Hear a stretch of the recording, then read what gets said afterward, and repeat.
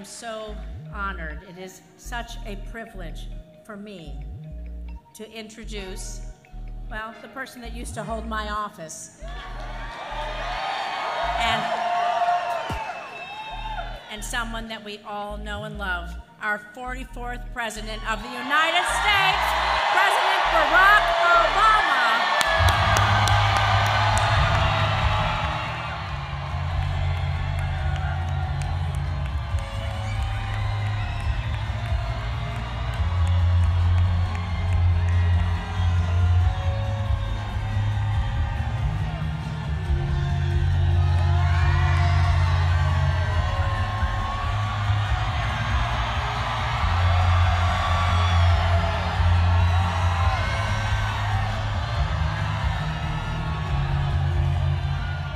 Hello, Vegas! Are you fired up? You ready to go? Oh, it is good to be back in Nevada. It is good to be back at Cheyenne High School.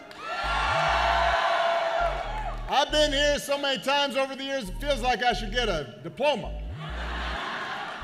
I feel like a desert sheep.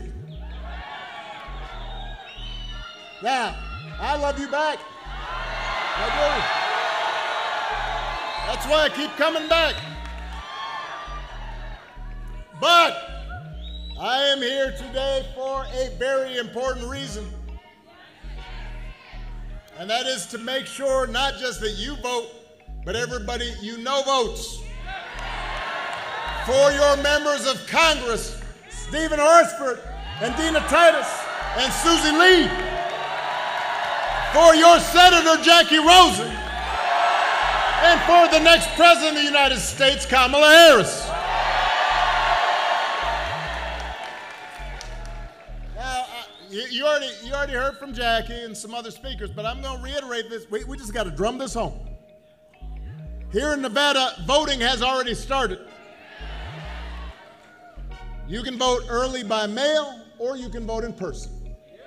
You can still register to vote at any early vote center in your county. Just go to iwillvote.com/NV, iwillvote.com/NV, and you can find a vote center or a ballot drop box near you. And then help your friends and family make a plan to vote.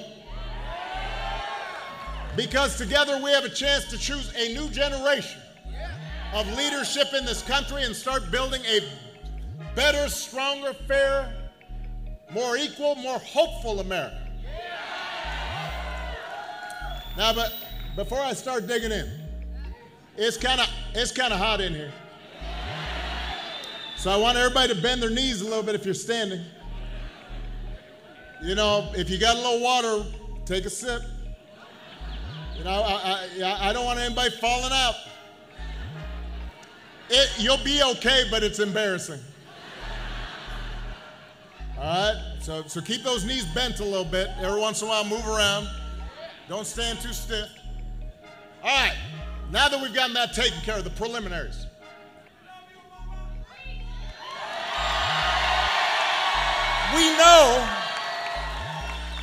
We know this election's going to be tight. And it's going to be tight because a lot of Americans are still struggling. You know, as a country, we've been through a lot over these last few years. You think about it. We had a historic pandemic that wreaked havoc on communities, on businesses. And then the disruptions from the pandemic caused price hikes. And that put a strain on family budgets. And so people started feeling like no matter how hard they ran, they were kind of treading water. And they started worrying, will my kid have the same kind of future I had? So I get why people are looking to shake things up. It's understandable. I understand it. What I cannot understand is why anybody would think that Donald Trump will shake things up in a way that is good for you. Because there's absolutely no evidence that this man thinks about anybody but himself. I've said it before. I'm going to say it again. Donald Trump is a 78-year-old billionaire who has not stopped whining about his problems since he rode down that golden escalator 9 years ago. I mean, he is constantly, he's complaining, he's griping, and when he's not complaining, he's trying to sell you stuff. He's trying to sell you some gold sneakers. He was trying to sell you a $100,000 watch. It's supposed to be Swiss made, but nobody in Switzerland really knows where it got made. He's trying to sell you a Trump Bible. Think about that. This is the Word of God. Gideon gives it out for free.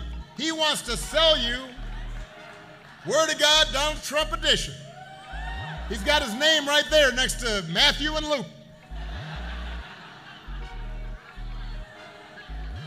And by the way, I'll give you one guess where those Bibles are made.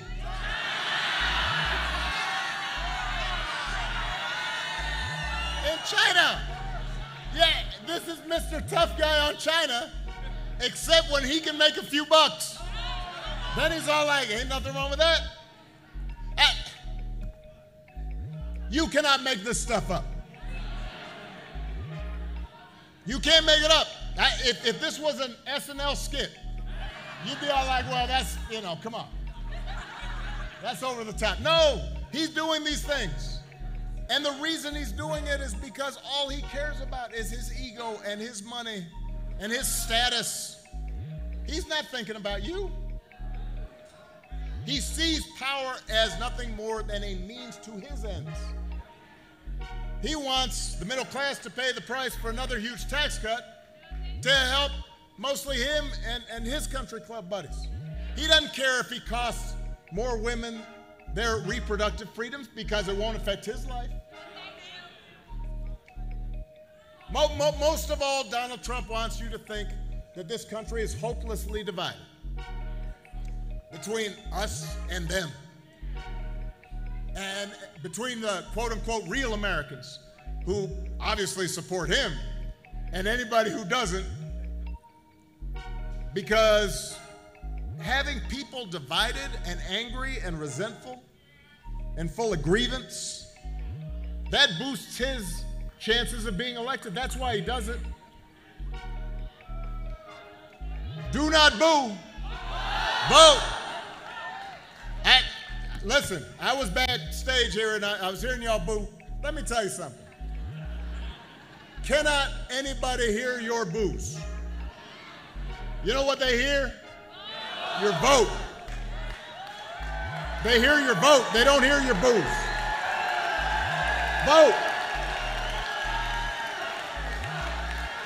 Now, so look,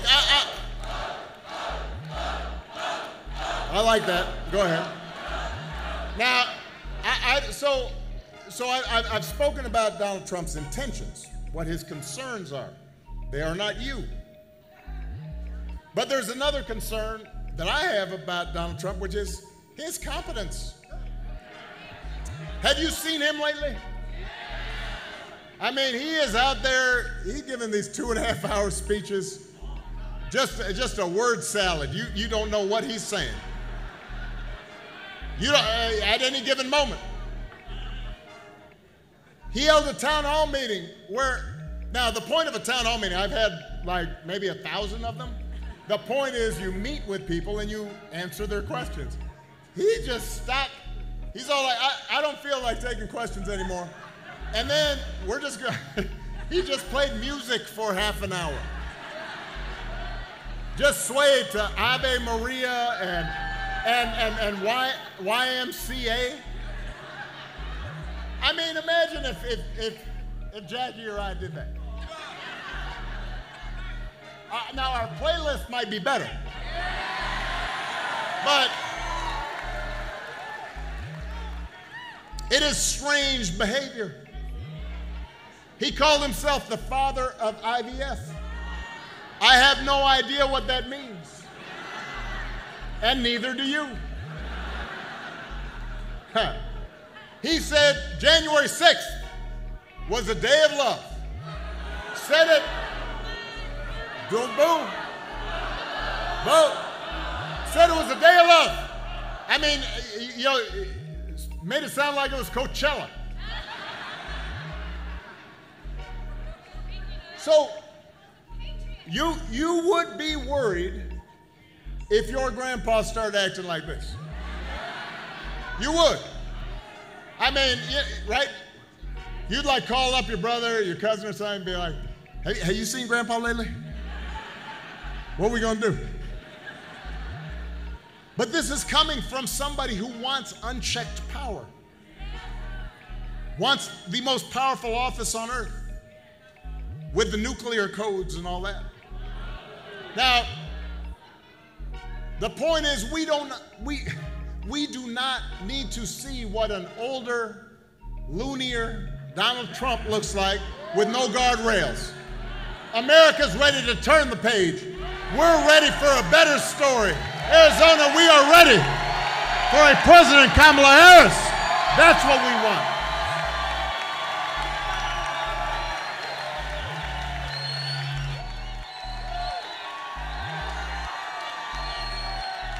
And the good news is that Kamala Harris is ready for the job. I mean, this is a leader who has spent her entire life fighting on behalf of people who need a champion. Somebody raised in the middle class, worked at McDonald's while she was in college just to pay her expenses. Somebody who believes in the values that built this country. And she is as prepared for the job as any nominee for president has ever been. That's who Kamala is. And in the White House, she will have an outstanding partner in Governor Tim Walz of Minnesota. I love that guy. Tim's a veteran. He's a teacher. He is a football coach. He's a hunter. Been a great governor. Working with Democrats and Republicans to get stuff done. And I just found out he can take vintage trucks apart and put them back together again. Now imagine that. You think Donald Trump can do that? Do you think Donald Trump's ever changed a tire in his life? Huh. You know, if he gets a flat tire, he calls Jeeves. Jeeves, change that tire.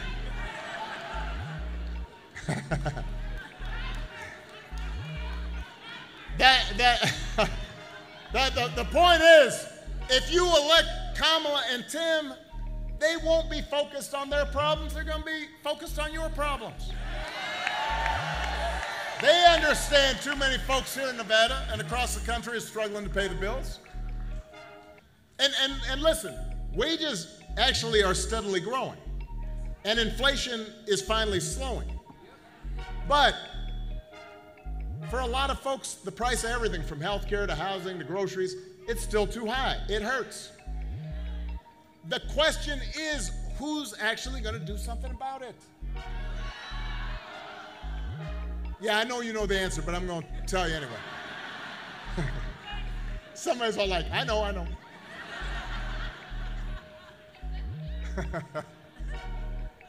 Donald Trump's plan is to give another massive tax cut to billionaires and big corporations. Now, wait, hold on. Some people hear that because I'm having conversations with folks. They're all like, well, I don't know, I know Trump's kind of crazy, but I remember the economy when he first came into office. I remember those first 2 years were pretty good. Yeah, it was good because it was my economy.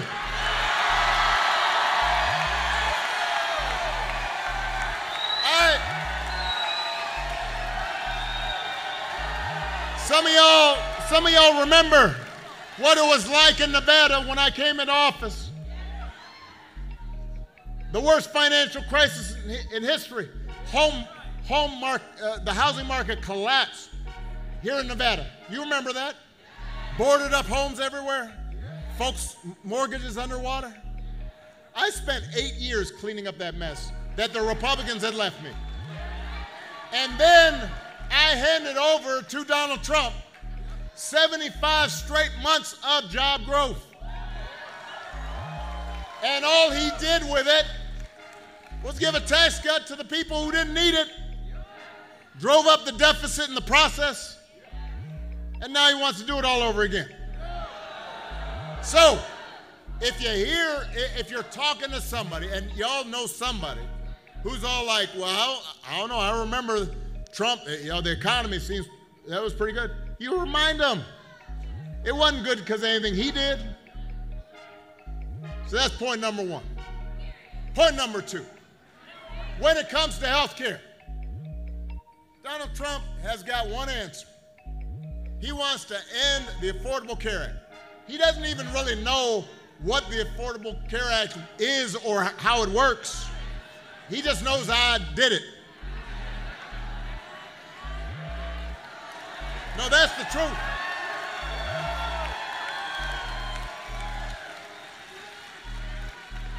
A couple weeks ago, his running mate had the nerve, the chutzpah, to say Donald Trump, quote, salvage the Affordable Care Act. There are a bunch of folks from Congress here. Let me tell you, he spent his entire presidency trying to tear it down. And he couldn't even do that right. And now, 8 years after he was elected, y'all saw this, he was at the debate. So the moderators asked a pretty reasonable question. It's like, well, you always say you want to, end the Affordable Care Act. What are you going to replace it with? And he kind of like stumbled, and then he said, well, I have a concept for a plan for how he'd replace it. What?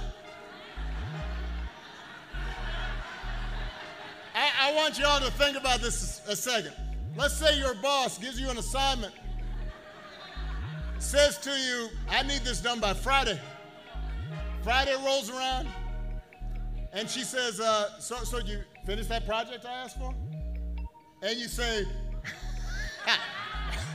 well, no, ma'am, I haven't actually started, but I do have a concept of a plan. Or, we're here in Cheyenne High School. We got some high school kids here. You should try that on one of your teachers. Papers due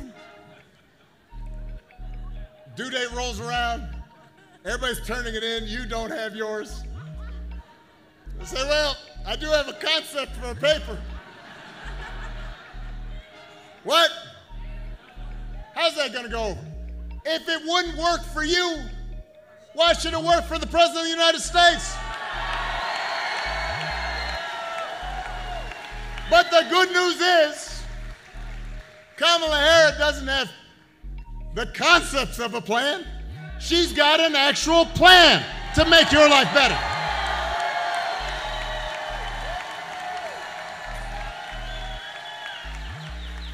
She got a plan to bring down the cost of things like groceries. She'll go after corporations that are jacking up prices, just like she went after big banks and for-profit colleges when she was Attorney General of California. To lower housing costs, Kamala will cut red tape and work with state and local governments as well as the private sector to build 3 million new homes. She has a concrete plan to do that, and then she'll give first-time homebuyers up to $25,000 to help with a down payment. That is a concrete plan to help solve the issue of housing affordability. To lower health care costs, Kamala already worked with Joe Biden, Jackie Rosen, members of Congress who are here to take on the drug companies, bring down the cost of insulin, hearing aids, more than 50 prescription drugs. And as president, she'll never stop working to limit out-of-pocket costs and protect your care. And instead of giving more tax cuts to folks who don't need them, to billionaires, Kamala will give a tax cut to 100 million middle class and working people here in America. That's who Kamala is. That's what she stands for, not concepts of a plan, actual plans. Now, I got some more points. If you challenge Donald Trump or his VP nominee, Vance, if you challenge them on, well, these concepts don't seem to make much sense and nobody really understands them and the economists tell you they're not going to work. If you challenge them, they'll fall back on one answer. It does not matter what it is, housing, healthcare, education, paying for the bills. One answer, blame the immigrants. Don't boo. What'd I tell you? He wants you to believe that if you elect him, he will just round up whoever he wants and ship them out, and all your problems will be solved. Now, let me tell you something, because I've been working on this for a long time. We have a real issue at the border. We are a nation of laws and a nation of immigrants. We have to make sure the system works the way it's supposed to so that we've got legal immigration, which built our nation, where we've got folks like the DACA folks that I worked on behalf of to make sure that they grew up here, that we give them pathways to citizenship. But we also have to have an orderly border. We have to have it fair. There's nothing, that's the truth. We have to fix some aspects of it that are broken. Sí se puede. But when I hear Donald Trump talk, I keep on, he's very quick to say to Kamala, well, you were vice president for 4 years. Dude, you were president for 4 years.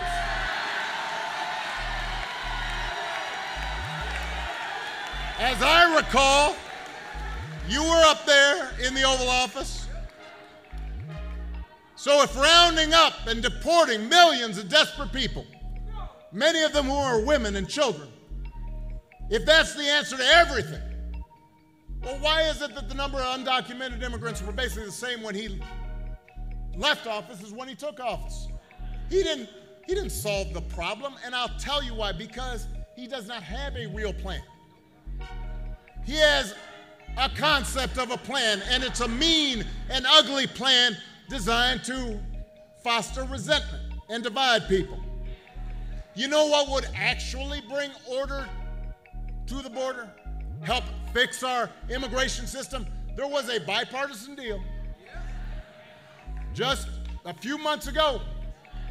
Kamala Harris supported it, even though it was written by one of the most conservative Republicans in Congress. That same bill, Donald Trump purposely told Republicans in Congress, do not vote for it. Not because he thought necessarily that it won't work, but because he wanted to keep the issue to campaign on. He thinks fear-mongering is how he's going to win this election. We do not need a president who will make problems worse just to make his politics better. We need a president who actually cares about solving problems and making your life better, and that's what Kamala Harris will do.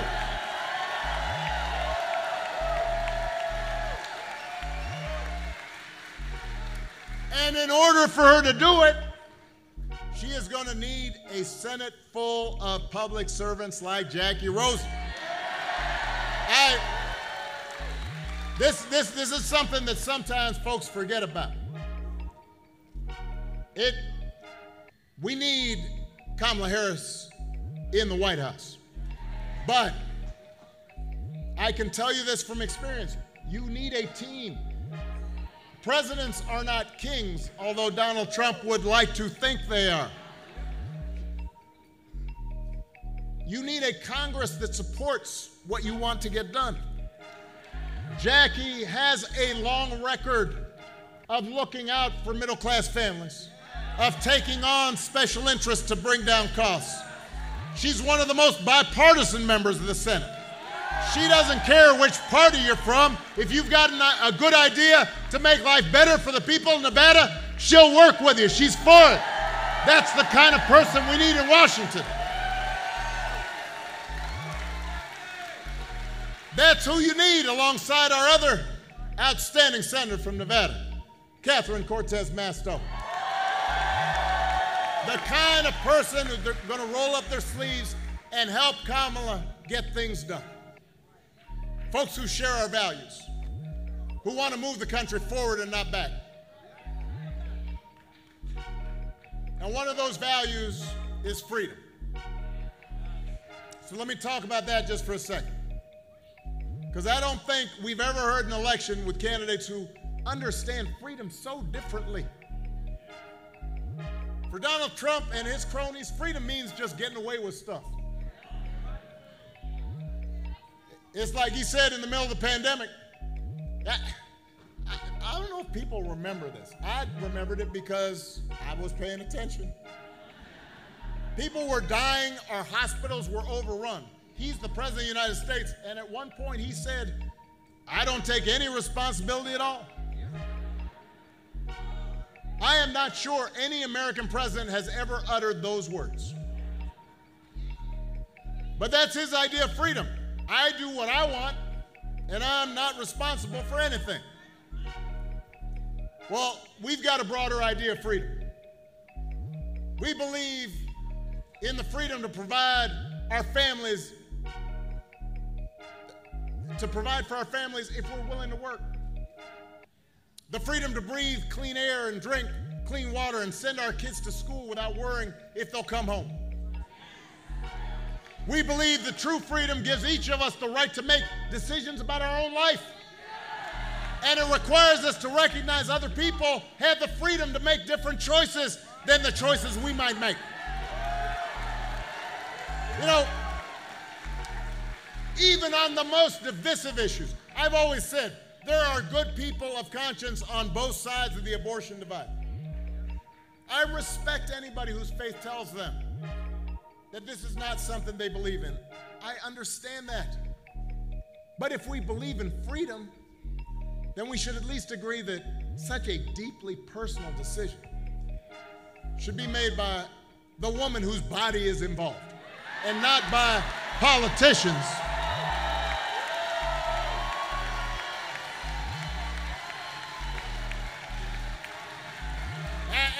And it's been fascinating to watch Donald Trump because I think he's starting to figure out, well, maybe this isn't a popular issue for me.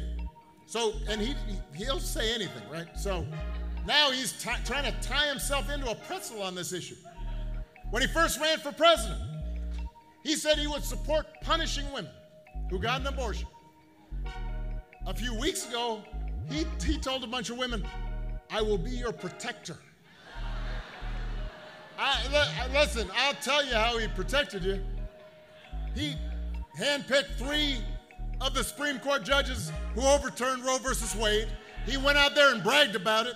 Now there are Trump abortion bans in 20 states, many of them with no exception for rape or incest. And he's out there saying, everybody wanted it this way. No, they didn't. So Donald Trump may be confused. But let's be clear about what's at stake here. If you send Jackie Rosen back to the Senate, she and Catherine Cortez Masto will vote to restore the reproductive freedom that women had for nearly 50 years. And if Congress passes that bill, Kamala Harris will sign it into law.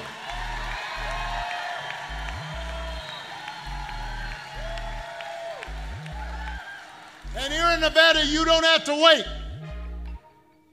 Because abortion, reproductive freedom is actually on the ballot. You have a chance to vote yes on question 6 for reproductive freedom and keep women, not politicians, in control of their personal medical decisions.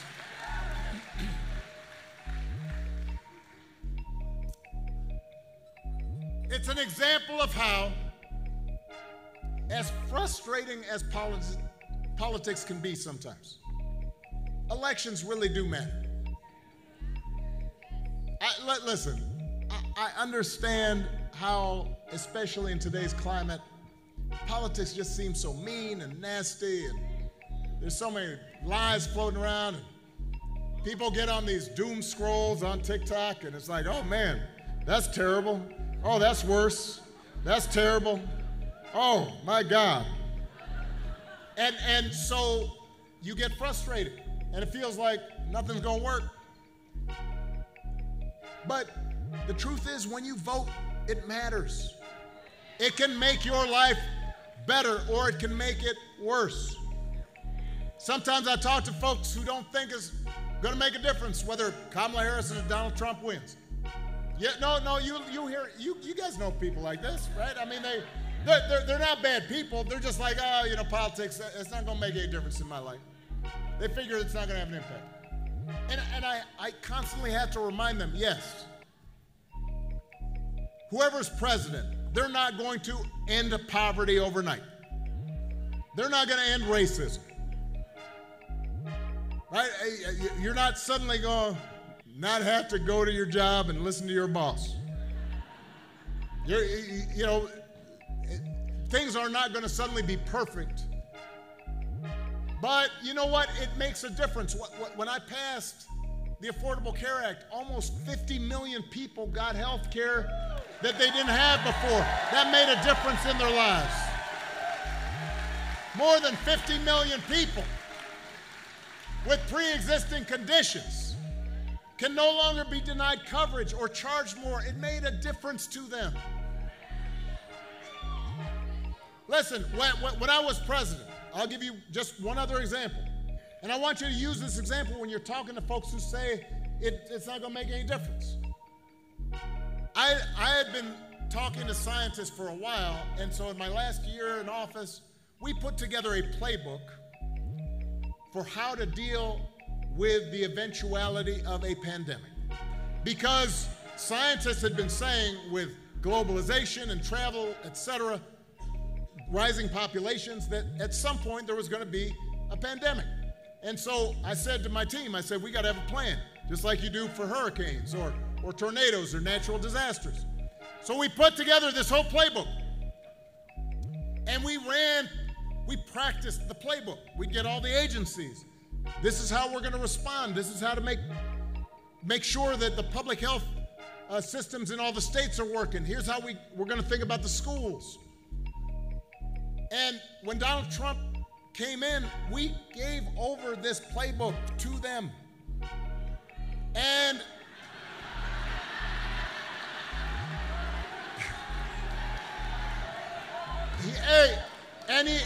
but the point is, he ignored it. And 3 years later, a pandemic hits. Now, I want to really be fair on this, but I want everybody to pay attention. No matter who was president at the time, this was going to be a problem. This was a generational pandemic. People were going to get sick. People were going to die. We didn't have a vaccine right away. Businesses were going to have to shut down for a while. Travel was going to be restricted. But if you look at a country like Canada, their per capita death rate was 40% lower than it was here in the United States. So just do the math. That's more than 400,000 people. People's grandmothers, people's fathers, people's moms, who would have been alive if Donald Trump had just paid attention and tried to follow the plan that we gave him.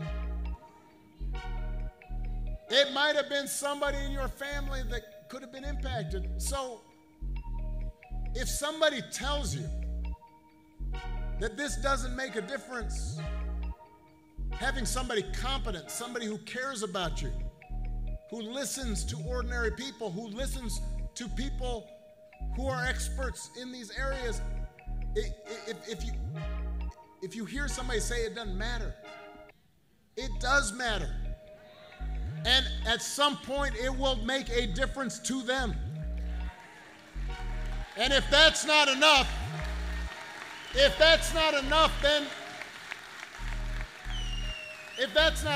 remind them that, you know what, this election is also about more than policies, it's about values. And it is about character. Some of you knew, I grew up, I didn't have a father in the house. My parents divorced when I was 2. I met my dad once for about a month. But I did have a lot of people around me. A stepfather, my grandparents, teachers, coaches, most of all my mom, who taught me the difference between right and wrong. Showed me what it meant to have integrity, to be honest, to be responsible, to work hard, to treat other people the way I wanted to be treated. And most of you grew up the same way.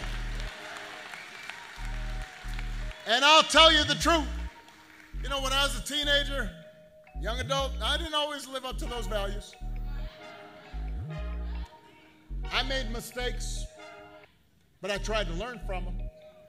And as I got older, I continued to benefit from people who reinforced those values. Obviously, my wife, Michelle, but also friends and neighbors and coworkers. And I'll give you an example. Being here in Vegas makes me think about my friend Harry Reid, who was the president of the Senate for a long time. And he was a proud Democrat. He didn't shy away from bare-knuckle politics. Right? One day, a staffer handed him a draft of remarks in which he referred to himself as a former boxer, and he was editing it, and he crossed out former. He was a tough guy. He was 70 years old at the time, but he refused to see politics as just this battle between good and evil. He'd work with Republicans. He'd work with people who didn't agree with him. He understood we're all a bundle of contradictions. We all got flaws, but despite our individual differences, it's our collective humanity, what we have in common, that makes a difference. That's what makes a country great. The point is, he had values, he had character. One of the most disturbing things about this election, about Trump's rise in politics, we seem to have set aside the values that so many of us were taught. A few weeks ago, one of the deadliest hurricanes in American history. President Biden, Vice President Harris, they're down meeting with local officials, comforting families, making sure aid is in place. Donald Trump and his running mate made up stories about the Biden administration withholding aid, giving it to undocumented immigrants, not giving it to Republicans, just making this stuff up. Even Republicans on the ground, even MAGA Republicans on the ground, said it wasn't true. So my question is, when did that become okay? How can it be okay? It doesn't matter where you stand on the issues. It doesn't matter what your party is. That kind of behavior is not okay. If your coworkers acted like that, they wouldn't be your coworkers very long. If you had a family member like that, you might still love them, but you wouldn't put them in charge of nothing. And yet, when Donald Trump repeatedly lies or cheats or shows utter disregard for our Constitution or just insults people, when he calls service members who died in battle losers, or fellow citizens vermin, or the enemy within, people make excuses for it. They say, well, he's not serious. He's not. Everything a president says is serious. Everything that somebody who's aspiring to office is listened to. And people make excuses for it. They think, well, it's funny, or it's okay as long as our side wins. And I've noticed this especially among some men who seem to think Trump's behavior of bullying people or putting them down is somehow macho, sign of strength.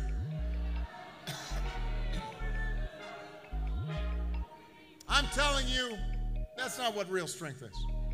Never has been. Real strength's working hard. Real strength's carrying a heavy load without complaining.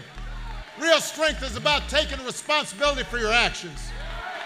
Real strength is telling the truth even when it's inconvenient.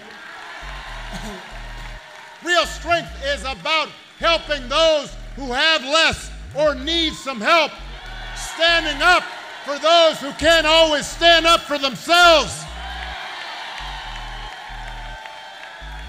That's what we should want in our sons and our daughters. That's what I want to see in the President of the United States.